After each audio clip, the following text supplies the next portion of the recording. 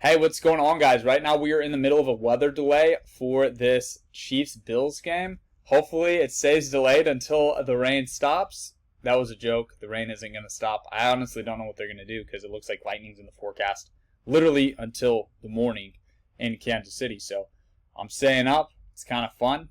I don't want the football weekend to end.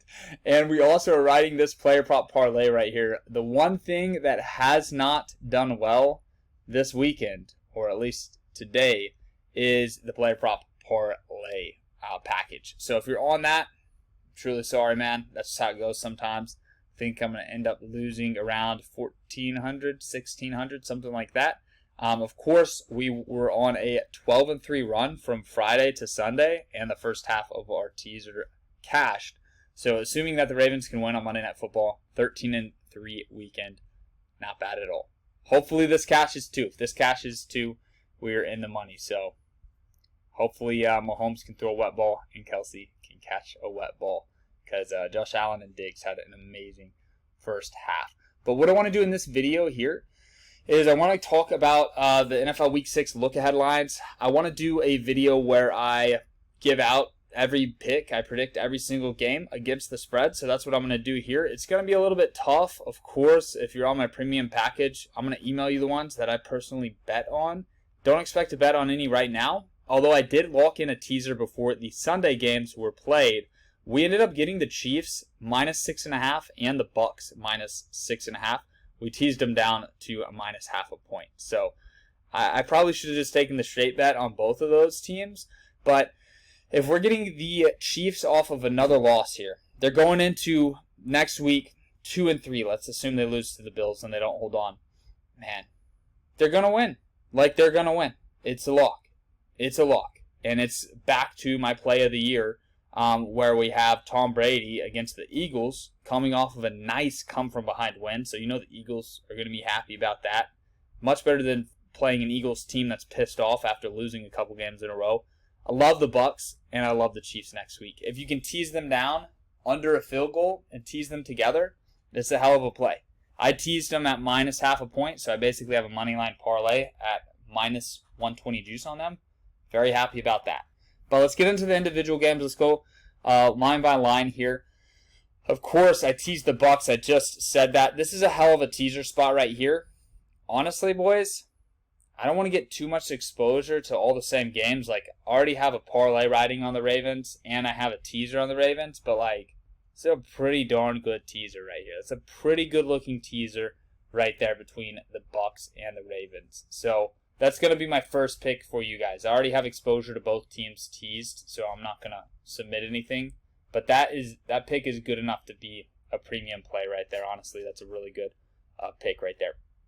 For this next one, give me Jacoby Brissett and the Miami Dolphins. Actually, what is this? Is this Thursday Night Football right here? No, this is Sunday.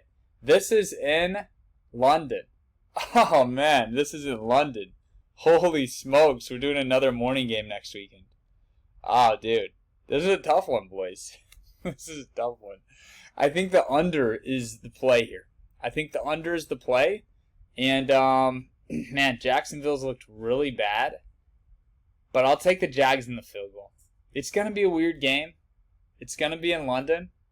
I know that's not even as good as being in Jacksonville, which is what I first thought when I said give me the Dolphins. But as I thought about it over those 15 seconds between when I said give me Jacoby Brissett, give me the Jags to get their first win, plus a field goal.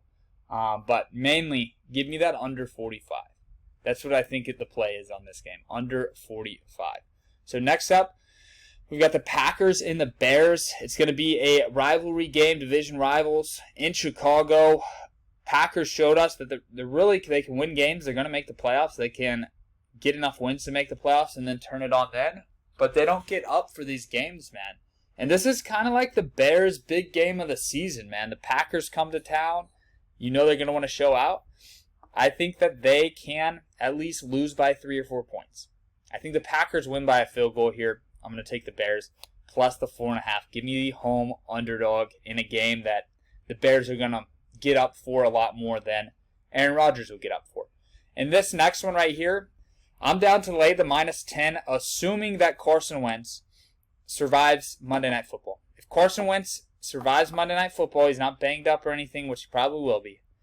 Give me the Colts -10. I think they can win by 2 or 3 touchdowns. Just because this game to the Colts, man, if they want to make the playoffs, which obviously the Titans and the Colts are the 2 teams in that division competing for a playoff spot by winning the division. The games against the Jags and the Texans are must-wins. They have to go 4-0 across those games, especially the home game against the Texans. So you know the Colts are getting up for this. You know this divisional game is important to them. Normally I look at this, I'd say 10-point team. There's probably a chance they could get caught sleeping. But anytime they have Carson Wentz, home divisional game, they've got to win that game because you don't know when you're going to have Carson Wentz healthy, and you can't slip against the Texans. So give me the -10 for that reason. Rams and Giants, another big one, man. And the Rams are on the road. Here's what I like here. The Giants are the most injured team in the league. I think it's safe to say. If not, they're one of the top 2 or 3 most injured in the league. Daniel Jones is concussed pretty bad. I don't know if he can even come back in a week from a concussion that severe. Obviously, I need to do research on this. But even if Daniel Jones comes back, which is a big deal, I like the Rams -10.5 here. I think they win by a blowout. I don't know what my cursor was just doing. But if Daniel Jones doesn't play, oh my gosh. The Giants struggled against the Cowboys defense in meaningless football. In meaningful football, I think the Rams, man, are the play here. And you know what I would rather do, though? I'd probably rather go first half Rams here. Let's see. Well, they don't have it up quite yet. So we'll go Rams -10.5. And I'm comfortable with that. I think the Rams win in blowout fashion. I think Sean McVay and Brandon Stanley, or Staley, whatever his name is, that's the Colts, or that's the Chargers coach that came from the Rams. Those 2 coaches I trust with my life in this game. Shout out to the Chargers for winning today, man. That was one of the best games I've watched in a while. Vikings and Panthers. It's a pretty good teaser spot for the Vikings. The only thing is they're on the road. I like the Panthers a lot. I think a lot of people are going to say without CMC, they're taking a big hit. But if you look at what Chuba Hubbard did, Chuba Hubbard, CMC, my personal opinion on Christian McCaffrey is he's a product of his environment and how they use him. If Ezekiel Elliott was over there, he'd be the #1 running back in the league. If Chris Carson was over there, better example because Chris Carson is not as good, right? If a middle tier running back was over there, he would look like a top 5 running back because the Panthers use CMC every down. Chuba Hubbard showed today he can fill right in, and it's not that big of a loss.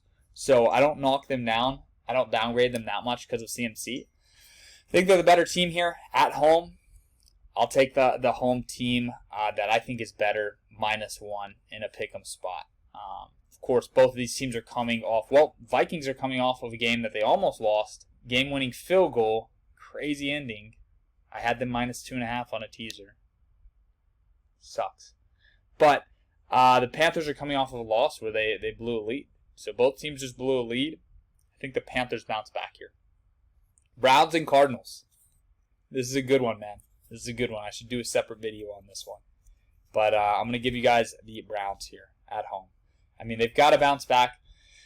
They just dominated the Chargers' defense all game long, ran it down their throat, put up a ton of points, and their defense gave up. How many points did the Chargers score today? Like 50? Let me see what the final score was. The Bears' defense gave up 47 points. They lost 47-42. I said Bears, I meant Browns. I think the Browns' defense comes out, makes a statement. And if you look at the 49ers and the Browns are basically a better version of the 49ers. They've got a veteran quarterback, an upgrading quarterback. They've got a better running game, better running back duo. They've got better receivers. I think they've got a better defense as well. And the Cardinals, although they covered the spread and it was a premium play, shout out to Arizona. Love the Cardinals, love Kyler Murray. But he can't win MVP, so he's got to lose here. That's not why I'm picking the Browns, but I think the Browns are a better version of a team that just hung in there with the 49ers. Cardinals have to lose eventually. Browns are in a bounce-back spot. Browns need to get back on track here. Browns, in my opinion, top 4 team in the AFC. So I'm going to go with Cleveland, minus the 2.5. Cleveland can win this game by a field goal or more. Patriots, Cowboys. Patriots at home +4. This has the feel of public money on the Cowboys and the public losing. Sharp bettors taking New England +4. I needed a drink, and look what cup I reached for. The Cowboys Souvenir Cup from a game in which the Seahawks beat them, because I've only gone to 2 Cowboys games and Seahawks won both of them. Man, this is a tough game to call. Covering 4 on the road is pretty tricky, but I do think the Cowboys get up for this game. I still think that the Patriots are a team that you're excited to play. And a lot of people ask me, do you use a model? Do you use like spreadsheets and analytics and simulations?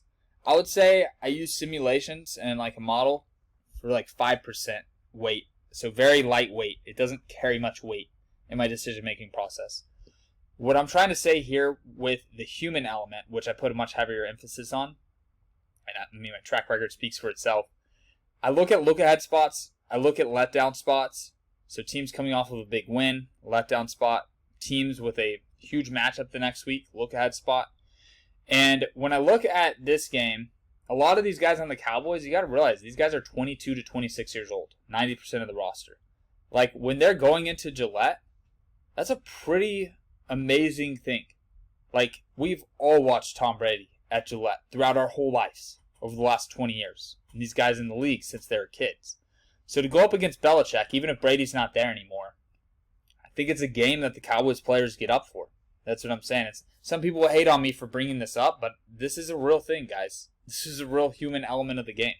These are like young, athletic dudes that aren't the most intelligent. A lot of times they're overly emotional. They're super passionate, right? These things matter if they get up for a game or if they overlook their opponent. I don't think the Cowboys are overlooking their opponent here. I think Cowboys win, and I think they cover the -4. I think they win this game comfortably. Patriots obviously were without all their O-line against the Texans, so it's kind of hard to grade them, kind of hard to knock them there. Jacoby Myers dropped a pass that would have been a touchdown. They had a fumble going into the end zone, so they should have won by a lot more comfortably against the Texans. But I think Cowboys are for real, and I'm going to back the Cowboys here on the road, laying the number. Seahawks and Steelers. I think this is an over game. This is a really easy over game. This is a game that I said it was an over game before I saw the number was 43. And you know what we're going to do? It's in Pittsburgh, prime time. We're about to hammer this pick. So I'm going to take everything else off of the slate if I can. I put a lot on there. But I'm actually going to lock in this bet. This is a free pick, okay? Let me clear this out. I don't want to confuse myself and bet on like a parlay here. I'm definitely taking the over in this because Geno Smith is no scrub. This is a full-on premium pick right here. Geno Smith is no scrub. The Seattle secondary is god-awful. The Seattle pass rush is god-awful. The Steelers are going to put up points, and I think the Seahawks can stay within 7 to 14 points of them throughout the night. So I think this is a game Steelers win 28 to 24, right? And Steelers are favored by 4 points. So the lines makers agree with me on that. If I had to pick a team here, I don't think I would pick the Seahawks, but I kind of like the Seahawks plus 4 points. I think the Seahawks probably lose by a field goal, but I think it could be a one-possession game, kind of classic Seattle style.